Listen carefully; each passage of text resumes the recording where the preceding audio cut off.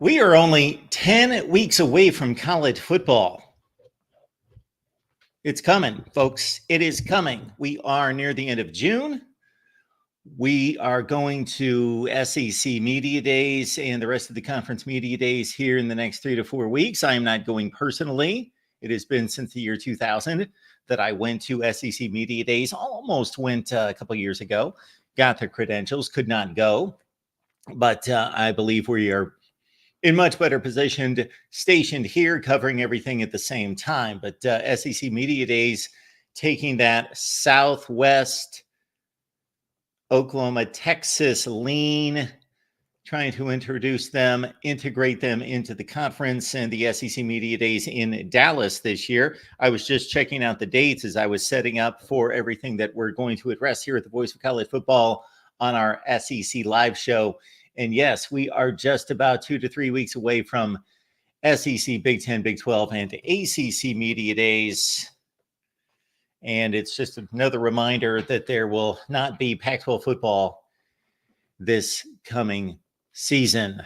Rest in peace.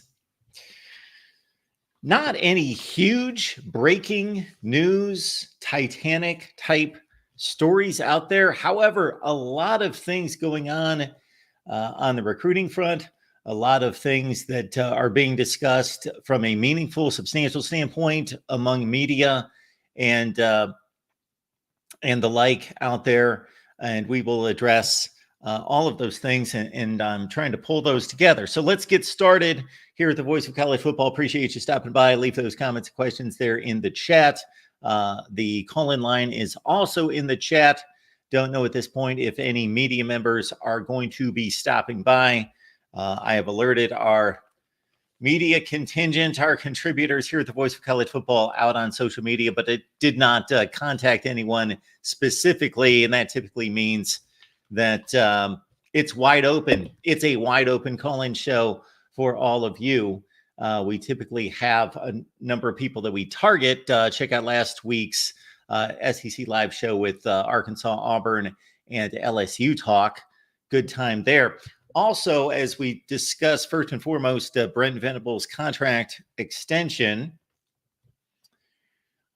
our Oklahoma channel going under the wire, under the radar, I should say, here over the last several months because we've not been consistent with content. But when we go live, when we do deliver content there on the Oklahoma channel, you should be locked in. One of the best contributors we have, Parker Thune, Rivals, OU Insider, KREF Sports, dropped by yesterday. Check out the OU live show. We discussed the Brent Venables contract extension, among other things. Of course, Oklahoma, deep into recruiting right now. Talked about the football team for 2024. Placement in the SEC, what some of the preseason hype and prognostications look like, and how accurate they should be. So a great conversation yesterday with Parker Thune, the OU Insider. That's over on the Oklahoma channel. If you were watching us on the main channel, keep in mind we've got an SEC channel. Want to get that to 1,000 subs by day one, week one, game one. 1,000 subs over there would be nice. Let's do that. So please rally around us here at the Voice of College Football and subscribe to the SEC channel. You can find the link down in the description section of the video. All right, I'm going to go to some news and notes. But before, just my thoughts about the Brent Venables contract extension. It's nothing egregious. It's nothing extraordinary in regards to financial gain for Brent Venables, from what I understand. I saw in our notes today, 6 years at 46 plus million. I saw another report at 6 years, 51 million.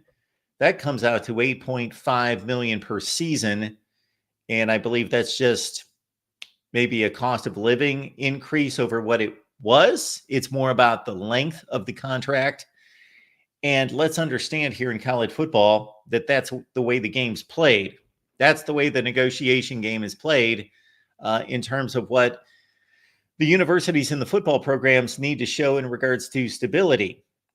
Regardless of the job turned in by the coach, unless they are immediately on the hot seat and giving them one season to go and don't want to cough up 30 or 40 million dollars in the process, this is the move that has to be made by these schools. And there has to be a better way. There has to be a way to figure out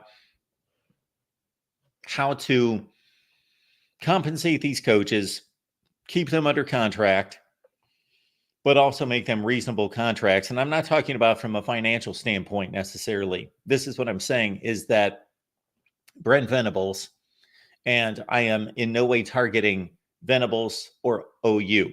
They are just in the meat grinder with everyone else, doing what everyone else does. They've got a coach right now in Brent Venables who has not proven himself at this level as a head coach of a major program.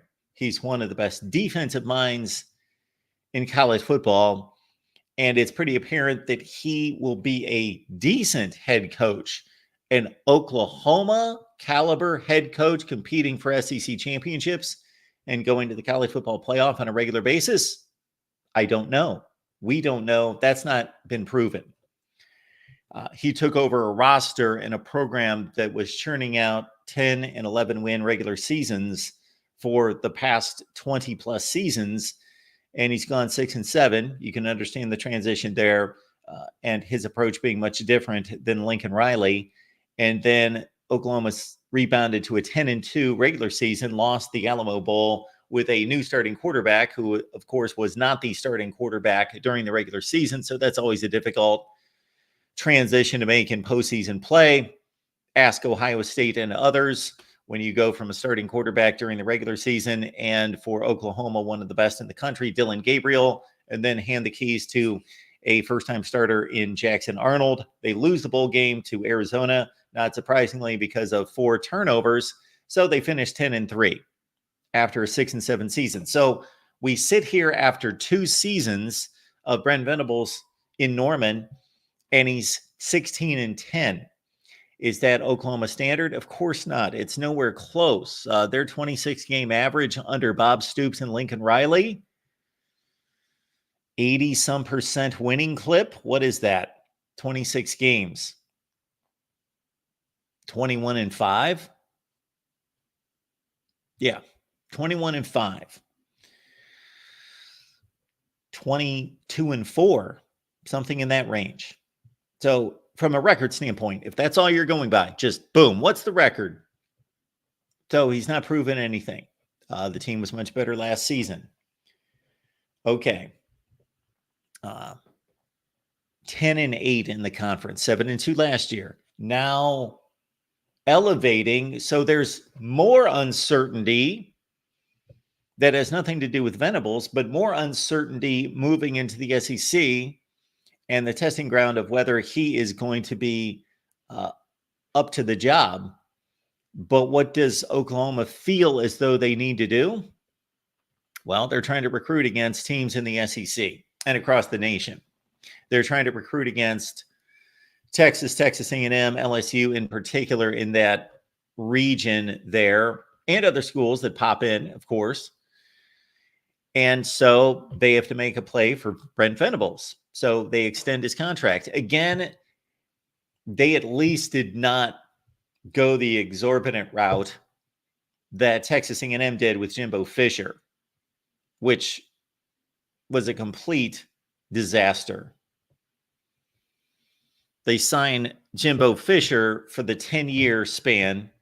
They get through about 5 years. I might be off by a year, but they get through half the contract. And then they extend him another 5 or 6 years, and they're on the hook for all that money. And Texas A&M has deep, deep pockets, unlike just about anyone in the country outside of their rival, Texas, and maybe a few others. So I'm sure they weren't happy about coughing up. I don't know what the final total. I don't recall the number. It was somewhere in the $70 to $80 million range, which should have been more like 10 years, $75 million. He worked half the contract. If they would have just kept it there and said, Jimbo, you haven't proven anything yet, going 8-4 every year, You haven't proven anything. You haven't proven to be a championship coach yet. And we're halfway through this contract. That was an egregious. I can understand the Oklahoma move because they were working on a shorter contract and now extending the contract to sign high school players right now. As Parker Thune explained and we discussed on the Oklahoma show on Monday, to get them through their tenure, their supposed tenure, if they stay at the school through 2029. So the Oklahoma move, I am not chastising the move by Oklahoma or that Brent Venables is a bad coach. I'm just pointing out the state of college football. The Jimbo Fisher, Texas A&M, that I liken to the Yankees re-signing and extending Alex Rodriguez when nobody in the organization and 80% of the fan base couldn't stand the guy, and he was definitely on the decline, and they're stuck with the worst contract in baseball, or for an elite player, the worst contract in baseball, and they extended it for no reason. You got the guy in the hook. He's overpaid, and you're extending his contract. Now, at least with coaches, again, there's this underlying motivation to show that you've committed to them. They're committed to you. You've got a long-term relationship. They're going to be there. You trust them. You have faith in them. So it's not just about the length of the contract extending past the players on the roster and their supposed tenure, which is becoming more and more tenuous, of course, with the transfer portal and the continued loosening of those rules, but showing the good faith. I think it's more about a public perception that you believe in this coach than it is the years technically, although that has something to do with it, where you can just recruit to the player and say, the coach is signed through 2029. He's going to be here, even though we all know that's not necessarily true because they'll be so quick to let him go. So just there is something that is unsavory about a head football coach getting hired, not proving himself. Again, I have no issue with Brent Venables. I think he seems like a fine man, first and foremost. He's an excellent football coach, maybe not an excellent head coach at the Oklahoma level. That remains to be seen. So it has nothing to do with OU and Oklahoma or Brent Venables, but the state of college football is that he coaches 2 years out of, I believe, an original 6-year contract, and he gets extended for proving nothing. And then what's going to happen is that if Brent Venables goes 8-4 this year and then 7-5, and then he's on the hot seat in 2026 and he gets fired because he goes 7-5 again, then Oklahoma's on the hook for 3 of those 6 years on the contract. And so they're on the hook for $27 million.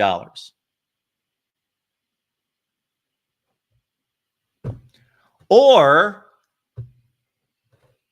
Brent Venables kills it, goes to the college football playoff this year, goes again next year. And you know what's going to happen? They're going to tear up that contract anyway because Kirby Smart is the new standard from a pay scale standpoint at $13 million. So $8.5 million is quite a long distance away from $13 million. So everybody else is going to keep up with that standard, although, of course, nobody else can demand the type money that Kirby Smart can. Dabo Swinney would be the only one who's in that conversation, even close to that conversation. And of course, he's 4 seasons away, removed from doing anything substantial. So, and he's comfortable and he's doing his thing in Clemson. So I don't think he's demanding that he needs to be paid. And especially since he's already paid top 3 or 4 money anyway, I think he's next on the list. But if Brent Venables is successful, they're going to tear up the contract anyway, and they're going to extend him and raise his pay significantly. So I guess by and large, what I'm saying is the contract doesn't mean anything.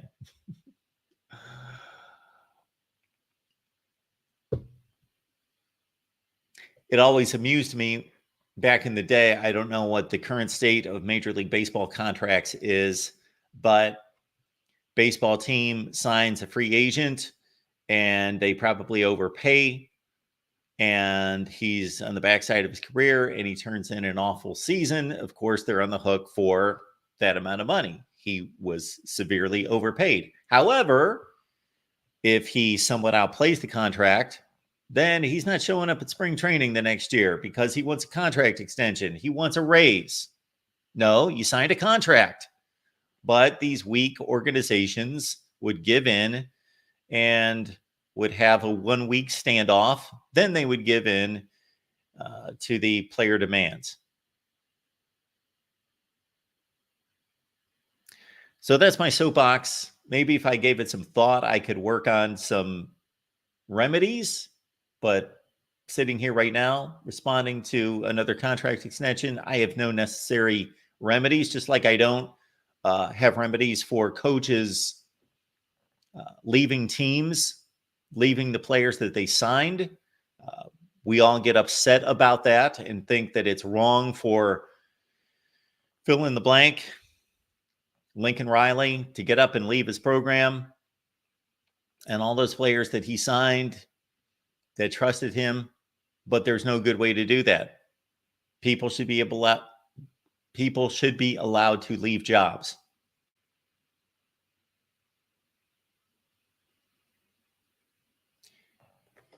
And if the coach was obligated to fulfill the contract and stay till the end of the contract and then leave, that would be the only opportunity, let's say, for a coach to leave would be to fulfill the contract and then be allowed to leave. Can't break the contract. That's not practical because, again, we would have lame duck coaches all over the place. That's what should happen. That's what should happen. But that's not practical because of what we just discussed. Appreciate you being here, the voice of college football. And we're going to get into some recruiting and whatever else is on our docket here. We're going to go to our SEC notes.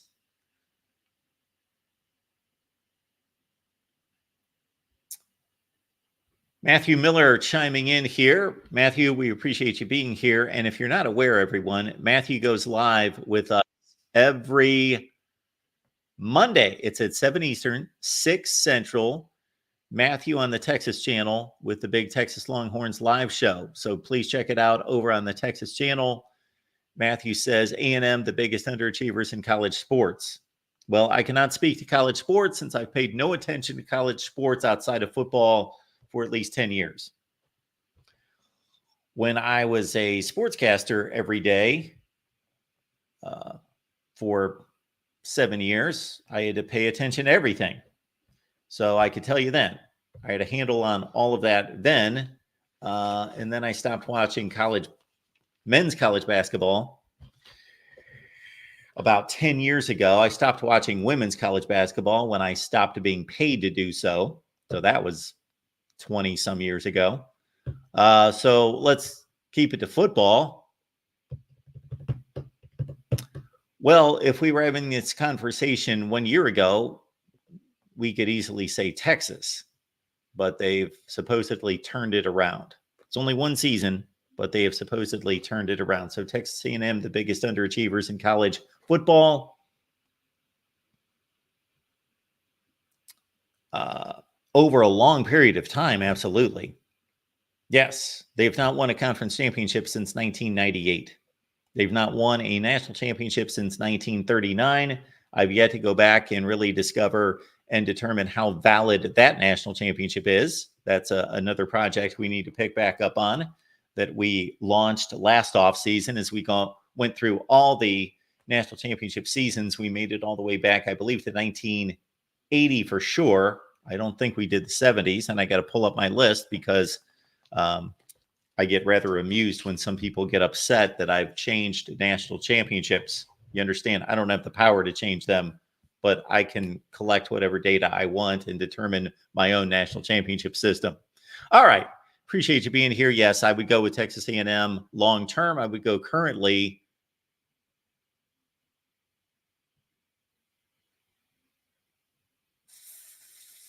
Florida. Yeah. 11-14 in 2 years is way beneath them. All right. First caller on the day. We got Adam showing up for us. Adam, what's going on today? Hey, Mark, how's it going? I'm good. How are you? I'm doing great. Thanks for taking my call, and I'll be brief, of course. I wanted to make a point about coaching. So, hypothetically speaking, let's assume that you were the coach of Iowa last year, or you were the coach of Ohio State.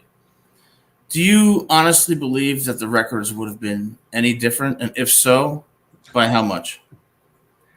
That's a great, wouldn't that be a tremendous experiment? That would be phenomenal. I have said this. We'll start with Iowa since you brought them up first. I've made this statement a number of times. So their offensive performance since 2020 is indescribably, inexplicably horrendous. Like, I think you could go out, especially when they play a reasonable schedule, but it's nothing daunting, outrageous. They do have the three generally cupcakes, a marginal Iowa State team, non-conference, and then they play like Nevada and Utah State. So they should be able to roll up some offensive numbers to pad their statistics.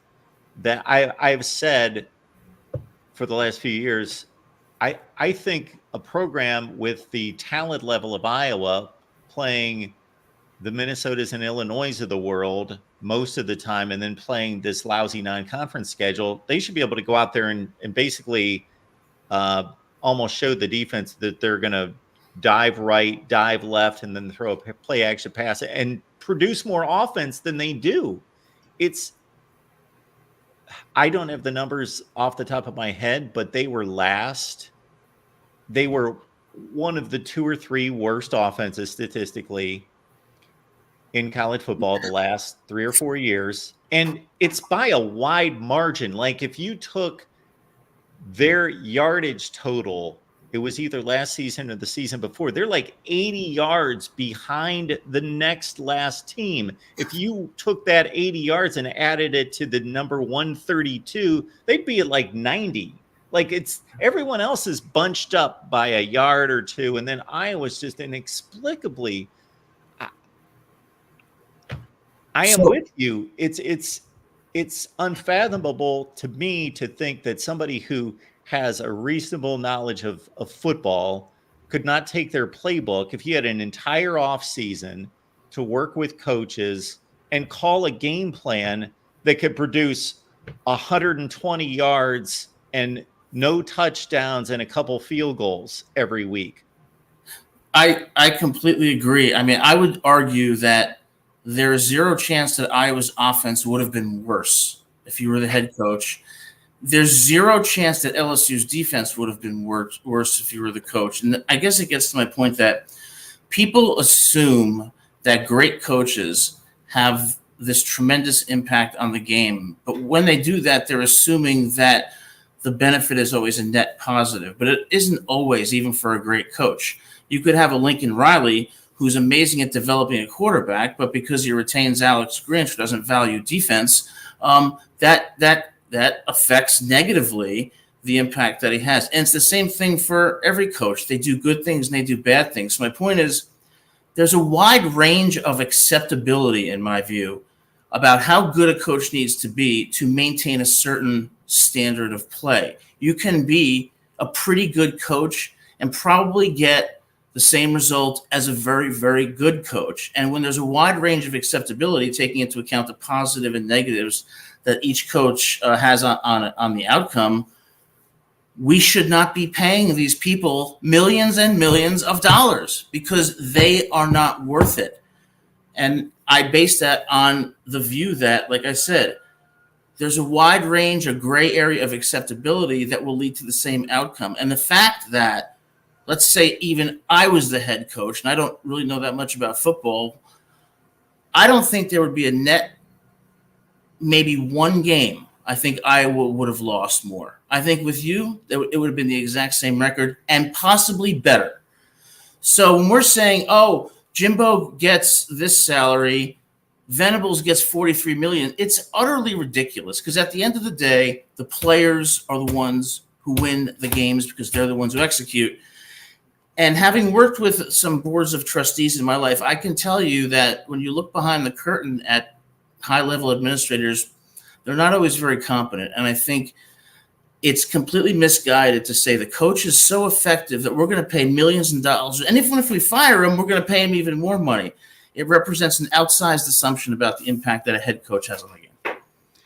I used to make the comment from time to time working at ESPN. I would make the comment, I would say, if a consultant or somebody knowledgeable about business and competency would walk into this building and just observe us, observe meetings and everything, they would have no idea who's at higher levels or lower levels because there is somewhat of a randomness to it in regards to who was elevated and who was not.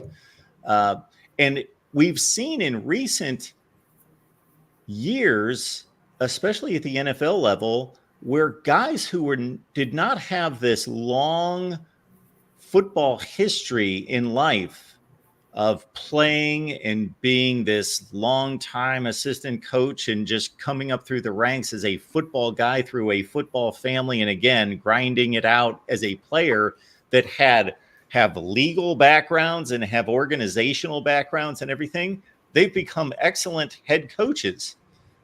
Yeah. Yeah, I agree with you. And I think people don't take account for kind of the nuance. I mean, for example, let's say that Nick Saban wasn't the head coach at Alabama over the last few years. Instead, it was Mike Leach or it was James Franklin. Okay. Do you really believe that Alabama would have suffered a drop-off? I don't think so. Yeah, those coaches are making far less. My point is we're overpaying for something when something less but still good will obviously do. And it sets a terrible precedent for college football. I mean, why are you paying why $43 million, over $7 million a year, when you could take a pretty good coach and probably get the same result? I bet Hugh Freeze would have gotten the same result at Alabama. And I bet we could name 20 coaches that are not even near that pay grade. And I think that's a problem because now these coaches are commanding millions of dollars, both when they're hired and when they're fired.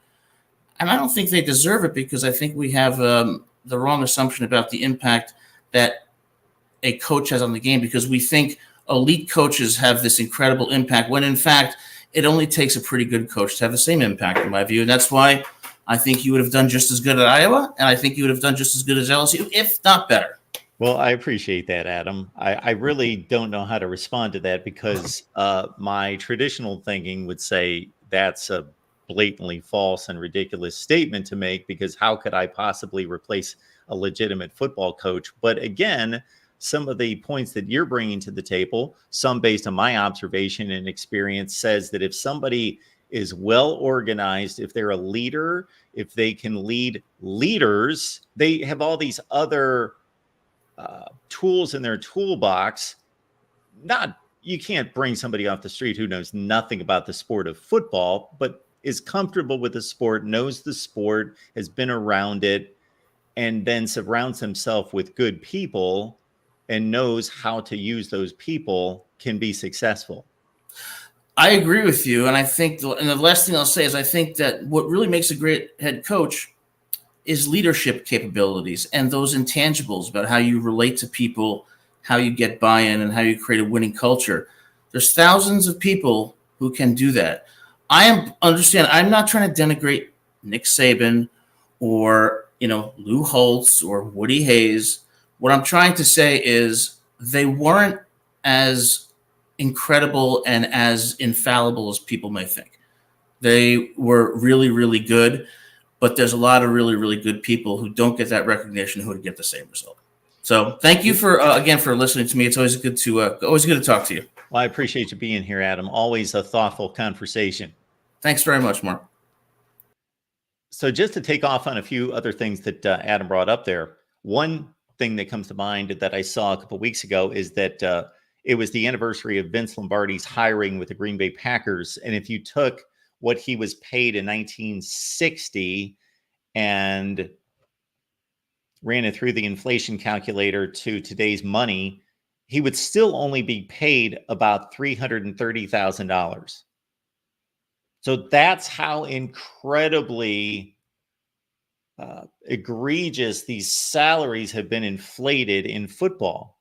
NFL head coach in 1960 was paid $330,000 a year in today's money. His salary was like $30,000. And to another point that Adam made, this would be a great experiment.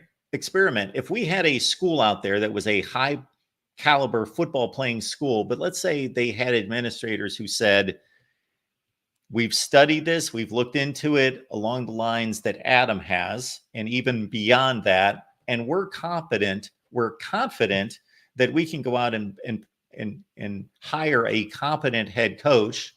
Let's say the University of Tennessee does this. Nothing against Josh Heupel, mastermind or maybe less of his offense. But go out and let's say think there are tons of capable people out there that instead of having to pay $7, $8, $9 million a year to, would be thrilled to do this job for $500,000 a year, would be ecstatic. Let's see if we can break the trend and prove something. Hire this individual for $500,000 a year, which again is what, probably 7 or 8 times the average income in America.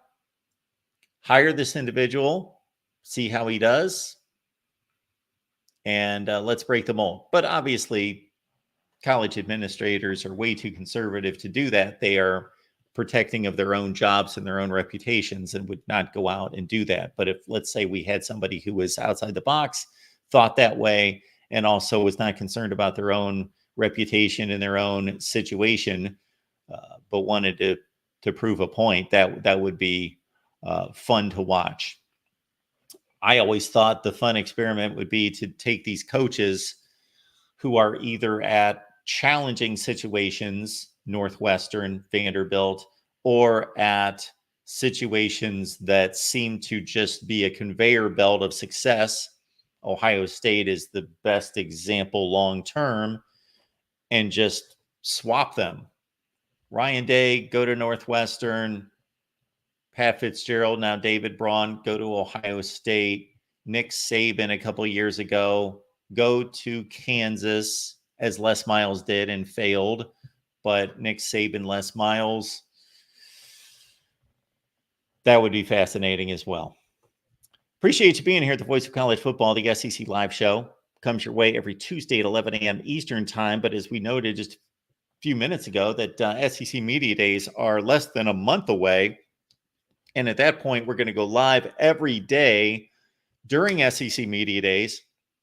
Then we're going to announce a new time, and we're going to be in your living rooms, your cars, wherever you consume college football content. We're going to be here every day with the SEC Live Show, with the Big Ten Live Show.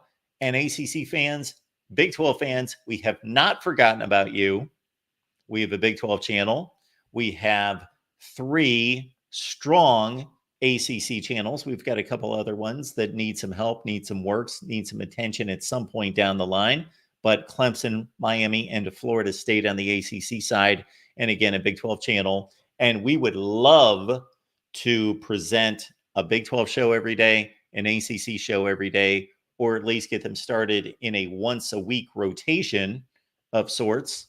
And so, as you've probably seen on some of the community posts, we are looking for hosts and content creators. So if you are interested or know of somebody who is capable, there is a interview process. There is a vetting out of those people in particular. And so if you yourself are interested or again know of anyone, please hit me up at MarkRogersTV at Gmail.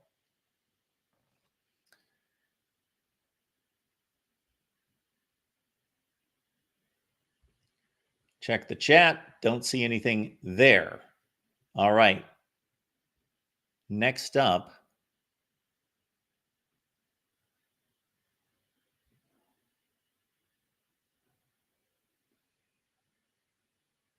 I'd like to make sure that since this is sent to me, these are SEC football notes that are sent to me, and I appreciate those being sent to me. It's a compilation of news across the nation focused on the SEC. And so hopefully we'll blow this up and read this. This is a Ross Dellinger article, and I skimmed through it. So I don't pretend to have any great takes on it right this second, because again, I skimmed through it, but this is up to date. These notes are released every day. So this is the latest here from Ross Dellinger.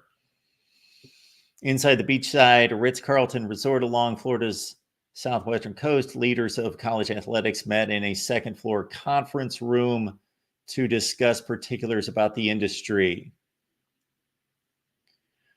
We had 5 men in the room: NCAA President Charlie Baker and the commissioners from the 4 conferences. Not in the room the other 28 Division I commissioners who milled about on the first floor of the resort, wondering the whereabouts of the other 4.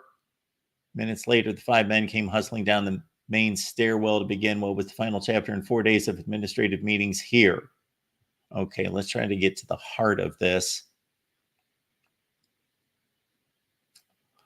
Okay, in paragraph 4, I see a statement here made by Ross Dellinger that I said something similar to this a couple of weeks ago in response to some Brett Yormark comments that I thought were utterly ridiculous. As evident from their separate meeting, NCAA Division I has never been more fractured, fragile, and frustrated. The split between the haves and have-nots in college athletics is becoming more real than ever, in fact. And again, that was my basic response to a Brett Yormark comment a few weeks ago. Let's get through this. Unveiled during the week's meetings of conference commissioners was none other than a new governance model for Division I.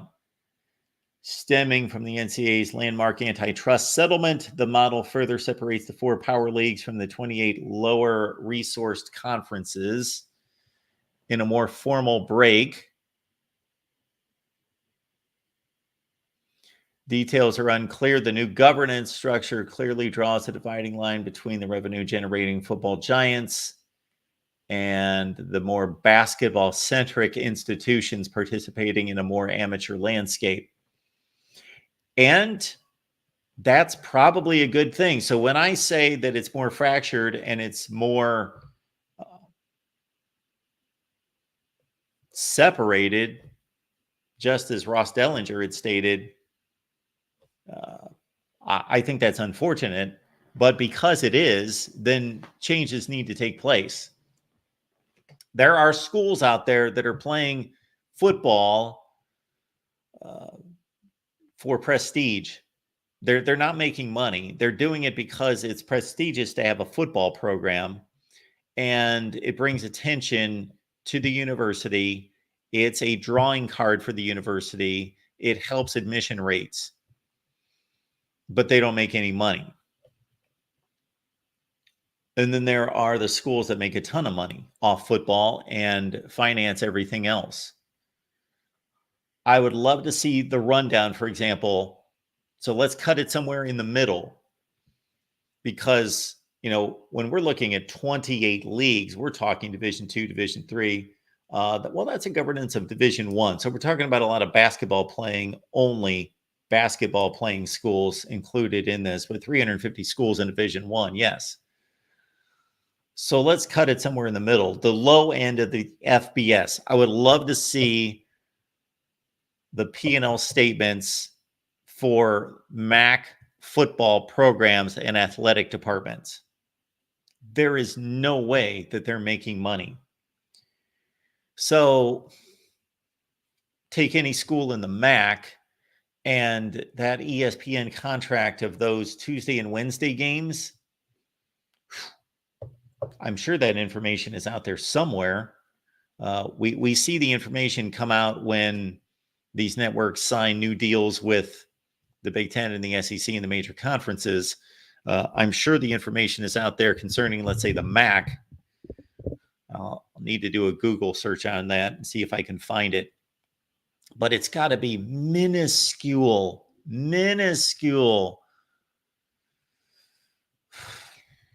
If the Big Ten is bringing in $1 billion a year, I don't know what ESPN's throwing the MAC every year.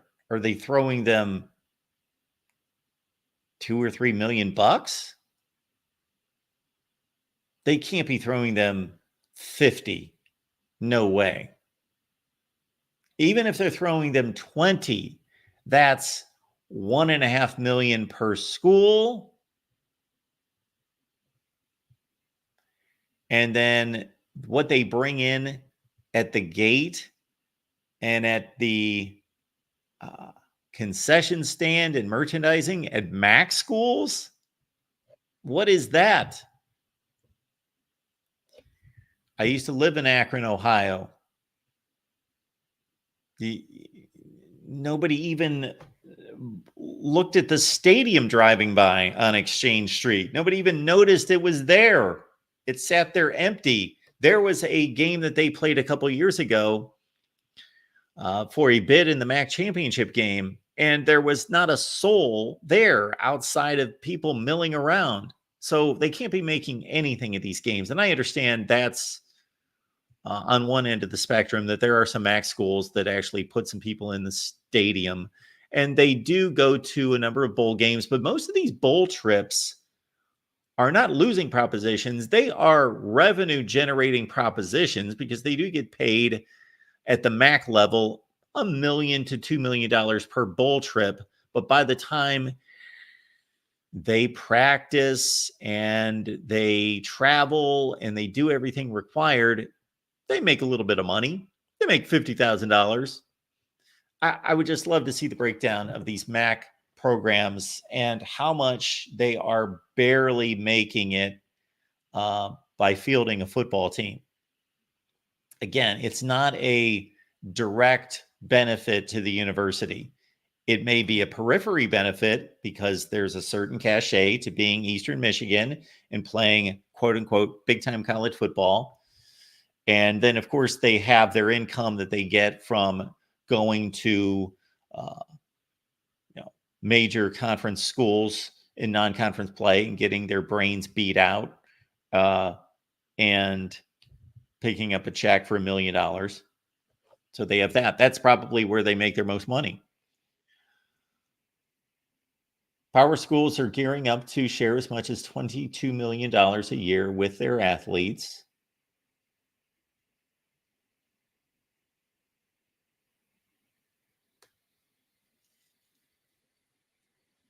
And the elite schools are supposed to share this money with schools that don't make $22 million just so that they can pay their. And I know that that's a figure that says up to $22 million.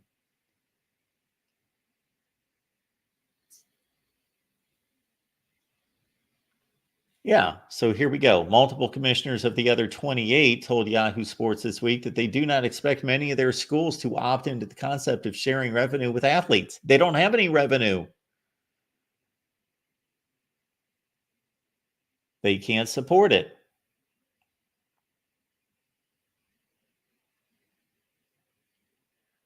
Many of these power conference teams generate millions from their football and men's basketball programs. The average power conference athletic budget is around 130 to 150 million.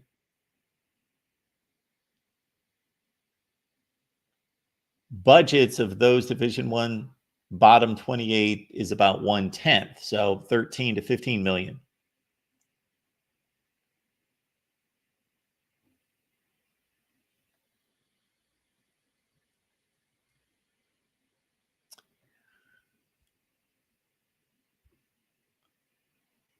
So again, this is a a matter to dig into a little bit more instead of trying to read and analyze on the fly. But I think that that's interesting, and maybe I've got something to say once I really look at it, think about it, and try to determine what's reasonable, but what is also best for everyone involved. All right, we will get to our call-ins, and we put out the word to our media contributors. So we got Kyle Loomis here from E2C Network to talk some Auburn football. Hey, Kyle. How's it going, Mark?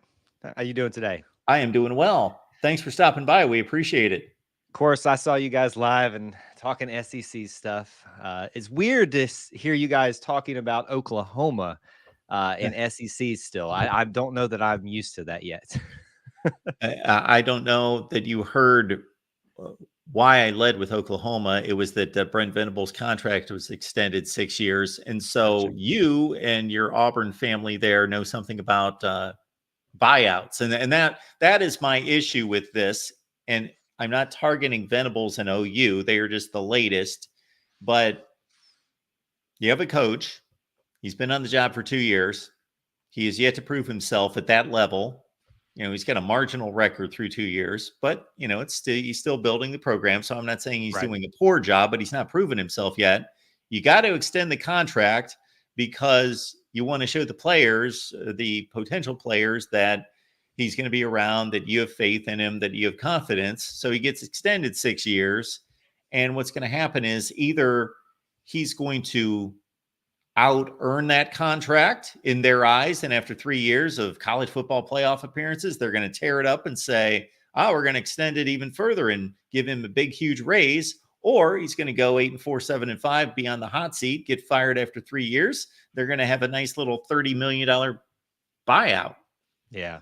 We know a little thing or two about buyouts. There's probably about 3 or 4 coaches still on the payroll, I believe.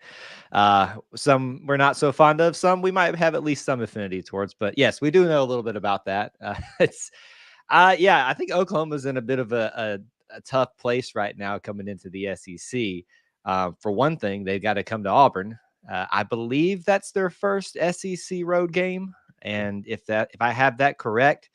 Wow, what a way to start off in the SEC in Jordan-Hare. Now, the only thing that would make it better is if it was at night, but it's a 2:30 kickoff, I believe, is what they have it set at this time. But regardless of that, trial by fire for Brent Venables in a year, obviously, where as you're talking about, where he needs to prove himself. Not a way you want to, at least, even if it's not the very first road SEC game for them, it's one of the first ones. Not a way you want to start in the SEC. For me, at least, I wouldn't want to. Yeah. So for Auburn, they've got the 3 non-conference games. They open with Arkansas on September 21st, and then they've got another home game against Oklahoma. So it appears as though that would be Oklahoma's second conference game. Yes, they've got a home game against Tennessee to deal with before they go to Auburn. Yep. So 2 really difficult ones to start off with. Yes, you get Tennessee at home.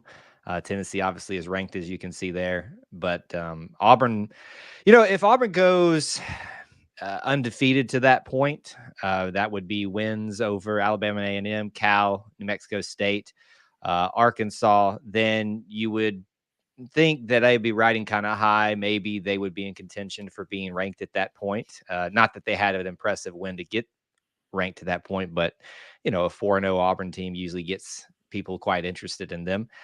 Could be a really fun matchup, really difficult matchup for Brent Venables and his team coming into Auburn, Alabama, looking for their first true big game. And look, I can already hear the Alabama fans, New Mexico State. I know it's New Mexico, not New Mexico State. We've heard it. We get it. Everybody's got their embarrassing loss in their tenure, looking at you, Lamo, for doing that to Alabama a few years ago.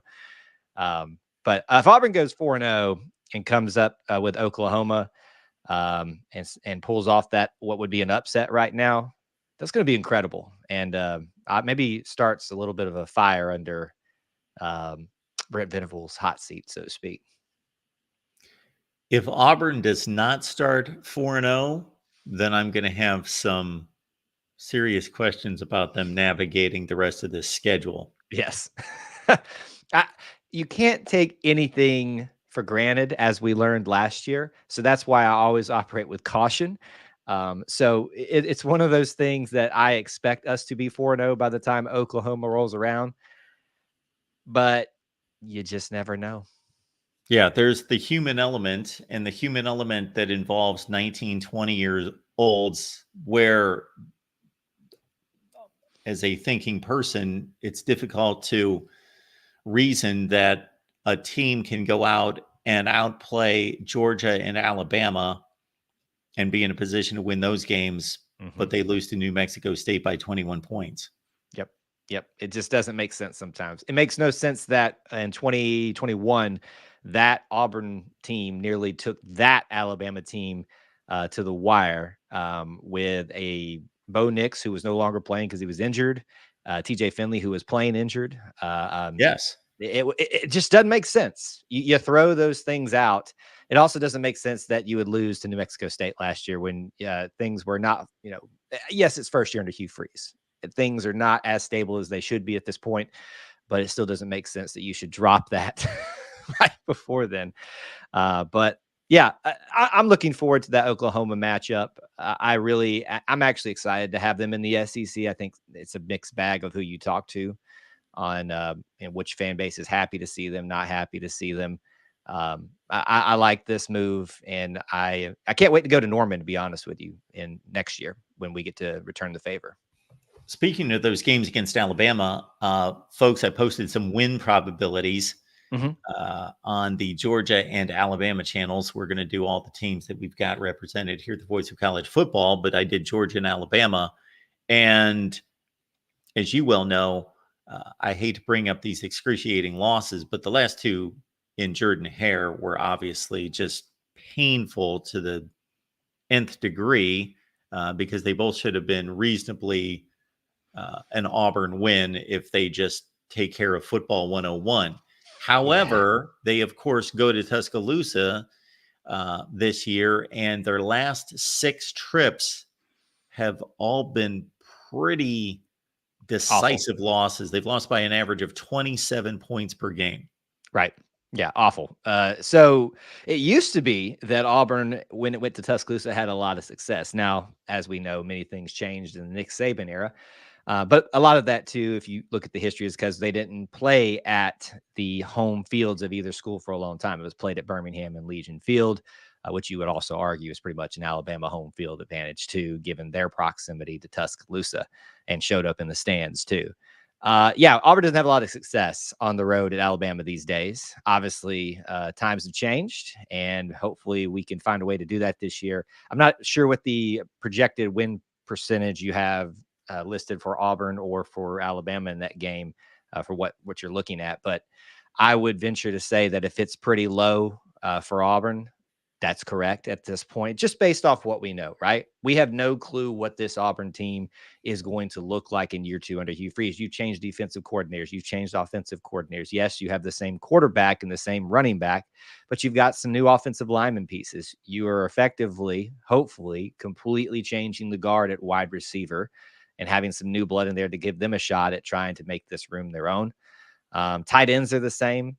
A lot of changeover on the defensive side of the ball, too. The whole defensive back group is changed over, but sounds encouraging from what we're hearing out of practice.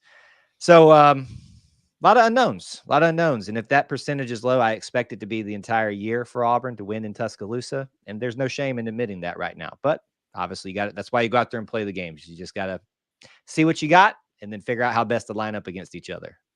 At this point, I went with 30%. 30%. That sounds about right. I'm honestly shocked it's not lower than that. It wouldn't also shock me that if Auburn were to go, let's say they go 5-0 at home and they drop Georgia. Let's say they drop Missouri. Let's say they have a bad day and drop Kentucky too as well. And then they take care of business all the other places. You're coming in with 3 losses at that point. That's an Auburn team that I don't want to face in Tuscaloosa because that season is already an improvement. There's something to play for in a sense of bowl positioning, I would expect that would not be good enough to get into the playoff unless some weird shenanigans happen. But if I'm an Alabama person, I do not want to see an 3-loss Auburn team coming in to Tuscaloosa, because they will be there'll be blood in the water. I think there will be an itch to right the wrongs of the last couple of years in Tuscaloosa. But for now, let's go with 30%. Why not? Yeah, that's my thought at this point. And again, it's nothing scientific, or it's just looking at the landscape, looking at, of course, the personnel and everything involved, but then also trying to compare that to everything else and trying to stay consistent Sure. with the work, making it all work. Yeah. Our buddy Jackson's here. We Mhm. appreciate Jackson. And Jackson is asking, Kyle, what is your record prediction for Auburn? So many people are trying to get this out of me, an official prediction. And I usually wait till we get to fall practice to give an official prediction. But I will tell you, this is my operating principle, that I think Auburn as a program historically, and even now through what they've been through, the bare minimum expectation should be 8-4. And when you look at this season, I think you've got 3 clear question mark games, 3 clear games that Auburn is not going to be favored in and should not be favored in based on what we know. That is Alabama, that is Georgia, and that is Missouri. All of those are on the road. You could also argue that Oklahoma should be in that category and Kentucky on the road should be in that category too. And I'll grant you that. But I'm willing to put those into a question mark category, especially since Oklahoma's at home. Kentucky, as much as I like Mark Stoops, they never seem to get over that hump. And so I'm just curious if that, by the time we get to that game, if this typical Kentucky that I normally see with a lot of hype around them comes out. So right now, my operating procedure, my operating principle is 8-4 as the bare minimum expectation. It would not shock me in the least for Auburn to end up 9-3 or 7-5 if things took a little bit of if there was you say you drop Georgia, Alabama, Missouri, Kentucky, and Oklahoma. So right now, if you want a kind of prediction, 8-4 is what I'll give you. I'm right there with you, Kyle. I'm very comfortable with 8-4, and I just reviewed the schedule again, and I tend to group games together and think, okay, just as you did, not necessarily say they're definitely going to win this game, they're definitely going to lose this game. No, Texas A&M, Missouri, these are very like teams. Okay, they should win 2 of those 4. Right. Tend to group those together and play the probabilities. I will say that I'm going to review it a number of times, and no, that is not my official prediction, anyone. But because I've got this metric that I may have at one point divulged to you, that it hit me about 5 years ago in reviewing preseason publications, that these publications are way too conservative. Yeah. They basically take what happened last year, and everybody's record's about a game different, if that. For the most part, I'm talking about all these respective publications that are really good at what they do and providing the information and the snapshot of the season. But in regards to predictions, so I thought, I wonder how accurate that is, because I at least had the perception that college football doesn't change much from year to year, that it seems to be the same sport with the same teams. However, what I discovered is those teams are all way up here. That's Georgia, that's Alabama, Ohio State. They stay there. The rest of the teams are in flux constantly. So what I discovered, Kyle, in reviewing this every year, is I would look at the Power 5 and I would say, okay, 3 games to me is a huge difference in team results and performance from year to year. Sure. So Auburn, for example, went 6-6 last year. If they go 9-3 this year or 3-9, to me, that's a substantial change. Right. So I made that the barometer, at least a 3-game difference. And I was shocked. And when I ask our viewers this question, they are always surprised and always lowball it. When I ask, out of the what is now 70 power conference teams, how many on average have a change in record of at least 3 games from one season to the other? What do you think that number is? Well, it sounds like it's going to be Yeah, I high. already set you up. Yeah. I always get the guess of like 8, 9, 10, something like that. Uh 30 of them. How many teams you're asking? How many So teams? it's been anyway. It's usually in the 22 to 25 range. Okay. Got you. So about a third of the teams have a drastic change in record from year to year, which if you're looking at the SEC and with 16 teams, 5 or 6 of them. Yeah. But if you try to determine which teams will those be, it's an extremely difficult task. Yeah, I can understand why in a game like college football. As we just talked about with the Iron Bowl situation of a couple of years ago, teams that have no business figuring something out, whether it's for a game or for the entire season. I mean, it feels like every year we're talking about some Cinderella that nobody was expecting, making a big leap forward or a big leap back.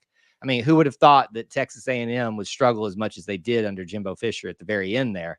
So yeah, I can see why people would think that college football is all the same when you're just looking at the top tier.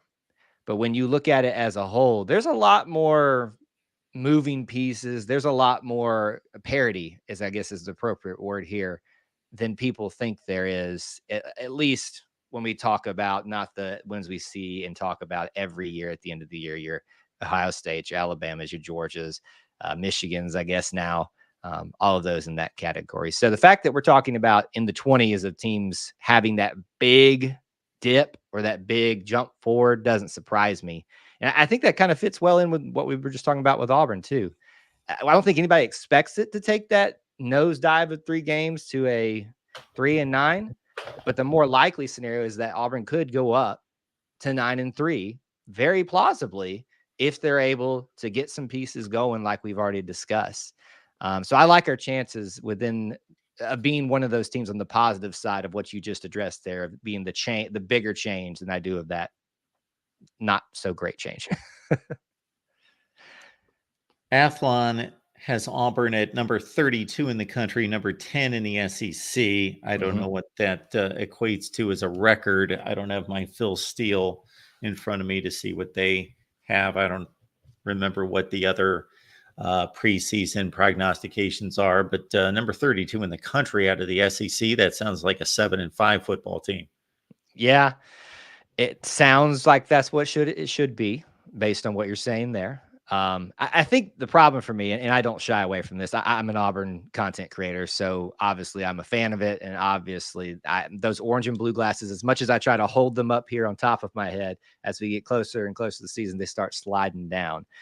So it's kind of why I always start with the 8-4 principle and then make some more decisions based on what we're seeing throughout, obviously spring, the transfer portal, even though that's, winding down now, and has wound down. And then the rosters being set and going into fall practices. Because you never know, a big injury here, or something of that nature that we're not planning on. Auburn just had one of those happen actually this past spring, but it could go any way. And 7-5 I don't like, but 8-4 I'm comfortable with. How does a Christmas trip to Memphis for the Liberty Bowl against West Virginia strike you? That's the Athlon prediction. Does it excite me? No. I will say this. I wouldn't mind playing West Virginia, just because the last time we had a game with West Virginia, it was known as the Rain game, which I attended as a student and was outstanding in 2009. So the opponent is not what not excite me there. We've been to Memphis a lot, I feel like, over the last couple of years when we have made bowl games. And I don't know that one excites me all that much. But here's what will excite Auburn fans is a win in a bowl game. We were talking about this on a live stream recently on our channel about how long it's been since Auburn has consistently won its bowl games. And there have been a variety of reasons why that hasn't had taken place. They ran into I think the last one we won, if I'm not mistaken, was in the Music City Bowl versus Purdue. And unfortunately, it was the same year. I forget the young kid's name who passed away of cancer. Their super fan and I don't want to be morbid here, but his last game, we literally just drove Purdue into the ground. I mean, it was over in 5 seconds. And I just said, there's a no win for Auburn here. I mean, either we're the villains of beating this kid's team, or we lose, and then the fans are going to be calling for Gus Malzahn's head, which, let's be fair, they've been doing that since he got there. Bowl games, probably, as much as we ask the question of, do we prefer that, or do we think that's right? It's more so the question of, can we just get a bowl win for Auburn? I think that's where our focus is. Yeah, lost to Maryland last year, lost to Northwestern. Yep. So that game was in 2018 against Purdue. So 19 was a loss to Minnesota, 20 was a loss to Northwestern, 21. 21. I'm trying to think. Did we go? No, that 21 was we did. Lost to Alabama in the Iron Bowl. That was Harson's year, so maybe didn't go. I'm trying to think now. See, there's so many bad memories. There's no way they missed 2 years in a row. No. 21, 22. So I know they missed one. We did miss one, and that would have been the final year of Harsin was already fired. So it was the Cadillac Williams interim head coaching. Okay. Yes. So 21 they went somewhere, and I'm not remembering. That should be. I'm not remembering either, but it was probably a loss, to be honest. But they lost to Maryland, Northwestern, Minnesota. So at least 3 losses, probably 4. Why can't I remember that game? Anyway, I'm with you. Yeah, I am with you. Yep. All right, Kyle. Is there any news on the horizon? Any recruiting? Anything that we should know? Well, I can give you this to kind of round out our time today. It was one of the things I thought we might get around to. We did get a flip from Penn State. One would argue that this particular recruit probably should have committed to us first, but there, are obviously reasons kids make their decisions at the time that they do. Alvin Henderson out of Elba, Alabama, which is a little bit south of, more than a little bit south of Auburn. Obviously in the vicinity, the backyard kind of Auburn, you would think it'd make a lot of sense for him to come there. Jarquez Hunter is leaving after this season, unless he's got some weird eligibility I'm not aware of. Who knows if COVID years are done. We also are talking about this in the light of what's happened to Brian Battie and the incident that he was involved in that has left him obviously in the hospital. We've gotten some positive updates with that recently too, which are great to hear. But outside of it being positive for his personal life, I don't expect him back out on the field ever. But that's not me saying that definitively. That's just me kind of reading the tea leaves there, so to speak. That opens up a spot effectively. And you got to think that for the coming years, as I would expect, Brian would have had some years left. So there's another opportunity for someone. Alvin sees that spot open up. The guy who recruited him, Cadillac Williams, obviously left and went to the NFL. Took some time to get to know Derek Nix, it looks like, and that relationship finally felt comfortable. It also looks like maybe Penn State was going after another running back or two. All of these things factored into his decision this last week to flip over to Auburn, and got a lot of people really excited to have him as part of the future of that running back room. So that's probably the biggest news item that we've got right now. I know we talked about it last time. Everybody's still focused on Juju Lewis. Will he commit? I get asked that thousands of times a day. But right now, I'm pretty pleased with what Auburn's doing, especially with pulling off a flip of Alvin Henderson from Penn State. Kyle, you were looking at a box score from the 2021 Birmingham Bowl, Houston 17, Auburn 13. That's the game. I was there. And this is Curtis. You were at the game. You couldn't even remember the game. We got that courtesy of our buddy Jackson. Thank you so much for looking that up. The only thing I remember from that game is there was a chance. Obviously, it was only a 4-point game for Auburn to win the game. And I take my predictions very seriously and want to have a good record. And I was very annoyed because taking a low-end SEC team against a group of 5 team in postseason play is usually like mark it down, check it off, you're good to go. And they lost that game. And I know I missed my prediction on that game. Sorry about that. I wish I could have helped you out a little bit more. Yeah, that one. Look, Houston, you can see was 12-2 at the end of the year. Auburn was 6-7. It's a high.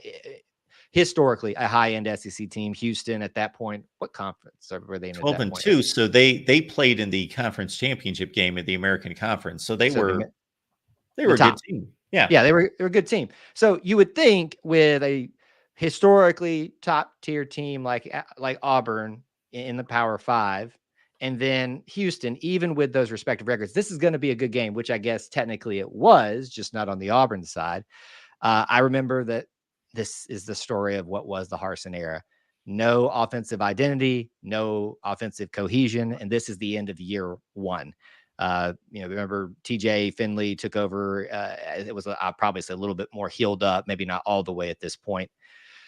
I have tried to remove that one from my memory because of a variety of reasons. We're all trying to forget the two Harsin years, and that is a big reason why, right there. Oh, now he's showing me the stats. Yeah, it's just a gene that I have that once something comes up like this, then I just want to know, It's hurtful. the insignificant, and I want to dig up the historical insignificance of a bowl game in Birmingham in 2021. Tank Bigsby with 96 yards, TJ Finley 19 of 37 threw a touchdown pass. Yeah, there it is. I want you to look at this too, and we don't have the receiving ones up right now, but there we go. I want to look at the receiving. Tank, Kobe Hudson is gone. John Schemmer-Schenker, who was a great tight end for us, graduated, so no shame there. Javaris Johnson left. Demetrius Robertson graduated / left. Shedrick Jackson graduated. They all had what? Above, well, not all of them, but we had three guys above 50 yards, but nobody is really taken. Your running back is the leading receiver. And not that that's a bad thing every once in a while, but I think you're looking at one of the bigger problems of this Auburn offense over the last several years, the receiving. And yes, that is partly with the quarterback play, and that is partly with offensive lines providing a pass protection for the quarterback to be able to do what he needs to do. But yeah, that's just, you're hurting me really bad to making me relive this right now. Sorry, Kyle. Again, I love to dig up old football games, even if they were insignificant, and refresh my memory. No, it's all my right. memory used to be lock solid. If you would have said, 10 years ago, the 2014 Birmingham Bowl, then I would have been like, boom, that was the final score. But yeah, now that I pulled it up and Jackson gave us the results there, once it clicked, and I was like, oh yeah, I remember that game. Yeah, I remember it now. I've tried to forget it. And the other thing too is I'll say about the Birmingham Bowl, the new, well, it's not new anymore, but at that time it was new. I keep trying to say the stadium. I kept trying to say arena for some reason. The stadium there is beautiful, especially for the size of UAB who plays there. But it is not, at least at that time, it was not set up well to handle the crowds that come in with an Auburn team being there. I remember that's the things I remember is realizing, oh, wow, we're going to actually lose this game when we seem to be in position to win this game. And then, oh, wow, this is not set up for the level of the Auburn family that continuously shows up, no matter how bad we are, to the football games. That's one thing I'll give credit to is you'll never be able to count out the Auburn fan base because they will show up for their Tigers, rain, shine, good, bad, and otherwise. All right, Kyle, appreciate you stopping by. And everyone, Thanks. We would like to direct you to E2C Network. It's right here on YouTube. You can catch the complete Auburn look, football, athletics, and otherwise. Yes, thank you. Appreciate you having me on again. All right, let's take a quick call from our buddy Jackson. Jackson stopping by. Jackson, what's going on today? It's going pretty good.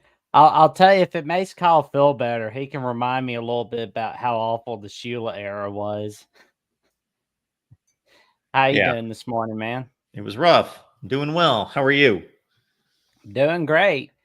I will say the other day I looked at what Stephen M. Smith was talking about on X, where he was talking about how people forget how Nick Saban wasn't a Southern coach until he became the Nets head coach at LSU in 2000, and how he developed them into a national contender. That's a message for all the people that are worried about Kalen DeBoer and his lack of ties to the South. I'll be honest, no worries there. I don't think Kalen DeBoer is going to have any problems in Tuscaloosa. And I know there's some people that think, oh, he's going to have problems. No, he won't. He'll be all right. He's going to have more 5-star recruits coming to Tuscaloosa than he ever did at Washington. He's going to do fantastic over there. Off the top of my head, non-Southern coaches who succeeded in the SEC, the jury's still out on Brian Kelly. Dan Mullen did just fine in Florida. I know it didn't end well, but he took over a bad program and went to 3 consecutive New Year's Six bowls. And Urban Meyer did pretty well at Florida. Those guys come to mind. Oh, yeah. Well, Brian Kelly, I've been thinking about him. He doesn't do so well in the big bowl games or conference title games. And LSU fans, I mean, you think they got mad with Ed Orgeron? That's going to be nothing compared to what's going to happen if he can't get them an SEC title or a playoff win. That's going to get ugly real quick.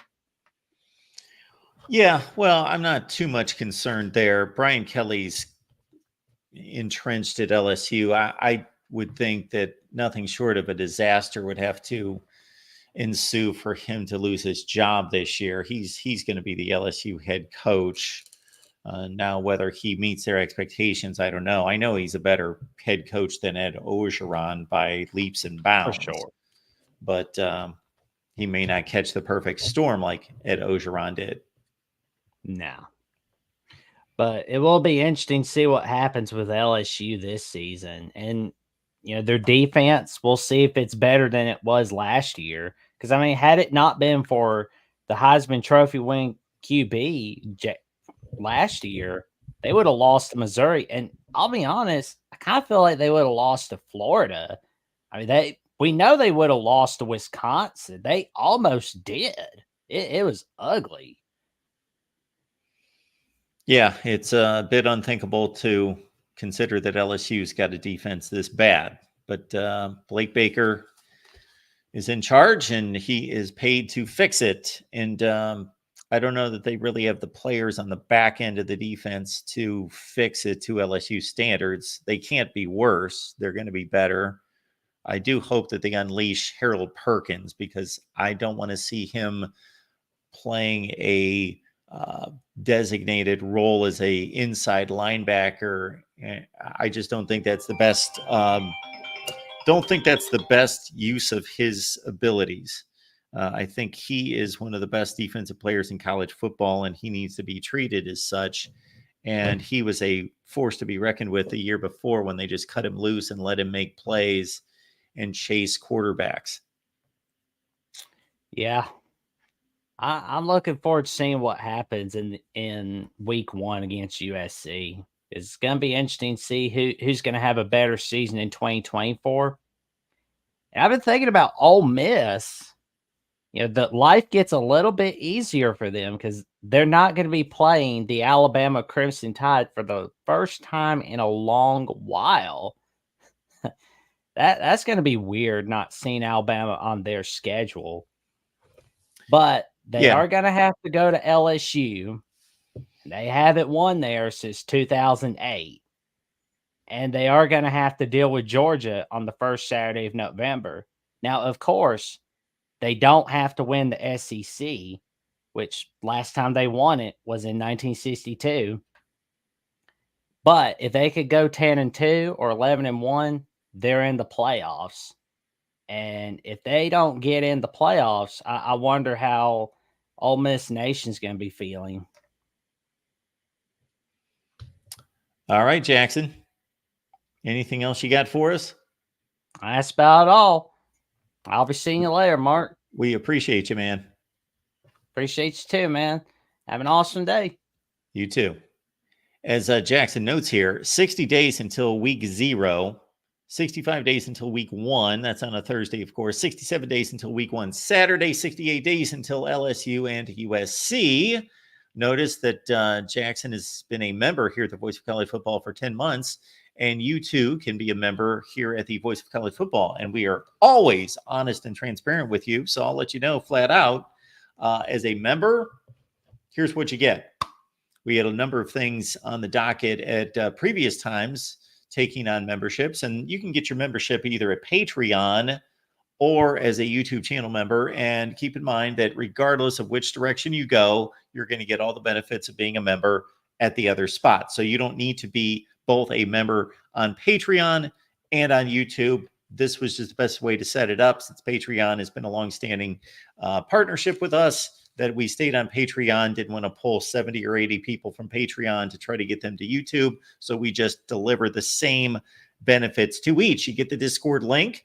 And again, we're always going to be honest with you. What's going on in Discord right now? Not a heck of a whole lot. It was humming there for a long time. A lot of conversation, a lot of debate, a lot of discussion. And it's not completely dormant by any stretch, but the Discord link has about 70, 80 people in terms of access there. So you can join the Discord link and see what's there. You get that as a member, either, again, whether it be on Patreon or on YouTube. Then you also get the offer of a exclusive video. Make a request of me. I will produce an exclusive video once a month for our members. And then we don't know at this point how we're going to approach the predictions coming up this year. Again, I never encourage gambling in any such way. However, if you did put $100 on all my predictions last year, you would have made, what was the figure? Over $9,000. But I didn't have a great year. I didn't have a lousy year. I had a pretty typical year in terms of my predictions. So you can catch my predictions. Again, we are going to figure some things out, because I understand that a lot of people are not concerned or care to see my predictions, but want to be part of the Patreon and the YouTube channel membership. Then we've got other people that are locked in, really want predictions, and that is important to them. And obviously, I just noted for you the return on investment and the opportunity there and the value. So we are kind of shortchanging ourselves in regards to the way we've got that set up now. So we'll check on that. Our guy, Steve Merrill from Wager Talk, hopefully will be joining us for about a 5th season with his Under the Radar selection, which is remarkably accurate.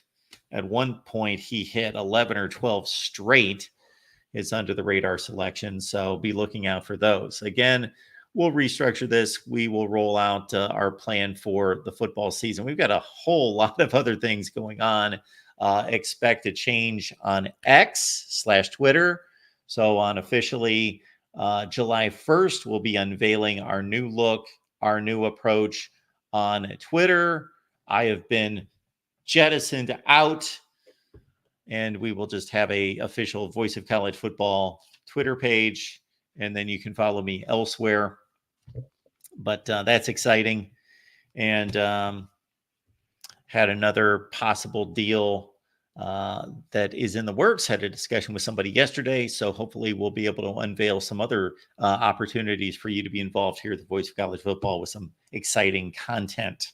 Again, if you yourself would like to be a content creator or host, or know of somebody who is capable, that is the main point to drive home. Capable. We are not just throwing any clown on here to talk. I'm the only one allowed. So yes, if you are capable of hosting a show, creating content, or you know of somebody, you have a suggestion, I don't care about the team. It doesn't matter the team. Doesn't matter if we don't have a channel for that particular team now. Just get us some good people. All right. So hit me up at MarkRogersTV at Gmail. And later in the day, 5:30 Eastern, 4:30 Central is the Iowa show with Corey Bratta. We have a packed show. A lot going on with Iowa football. Some good, some bad. And a Minnesota preview as well. So 5:30 Eastern on the Iowa channel, 7 Eastern on the Nebraska channel with Justin Adams, 8 Eastern on the Michigan channel with the Michigan guys. And I'll be on Michigan Podcast here in a couple hours. So be looking out for that on Steve Deace's Michigan Podcast channel. He's going to have me on to slice and dice and tear down those Michigan Wolverines. So I'm happy to do so. Appreciate you being here at the Voice of College Football. We will see you on the Michigan Podcast later this afternoon. Also, Iowa Live is the next stop at 5:30 Eastern, and that's at 4:30 Central. Now, a word from our sponsor. I love what I do as a sports commentator. I have definitely been blessed. I enjoy my career. But I got to say, if I could turn back time, I would learn the business side of sports management, how to manage people, how to manage projects, how to manage situations. And then there's also those times in which you feel stuck in a job, stuck in a career, just feeling that there's a dead end and wondering and waiting, when is that break going to happen? Well, unfortunately, I got to tell you, that break is not coming unless you make it happen. Sports is your passion. You love it, you live it, you breathe it. Why not make your passion your career? Introducing Southern New Hampshire University, our sponsor. At SNHU, you will learn the business side of sports, sports management principles, and how to gather and analyze data. This degree will help you prepare for a career as an athletic director, sports information director, marketing manager, and other exciting roles in the sports industry. You'll be able to tap into SNHU's network of graduates working in sports-related organizations. You'll also have the opportunity to take advantage of an internship or an experiential learning course within the field. Your courses are taught by faculty with real-world experience, so you'll have opportunities to connect with people in the industry. And when you graduate, SNHU will be right there to help you with your job search. SNHU is accredited, nonprofit, and has radically affordable tuition. SNHU was voted one of the country's most innovative universities by U.S. News and World Report. Just go to snhu.edu/VOCFB. The link's also in my description section down below to see if you qualify for SNHU's sports management program. You might be eligible for financial aid or have existing college credits that could fast-track your degree at SNHU. Click the link to get started. Your exciting sports management degree at SNHU awaits you. Do it now.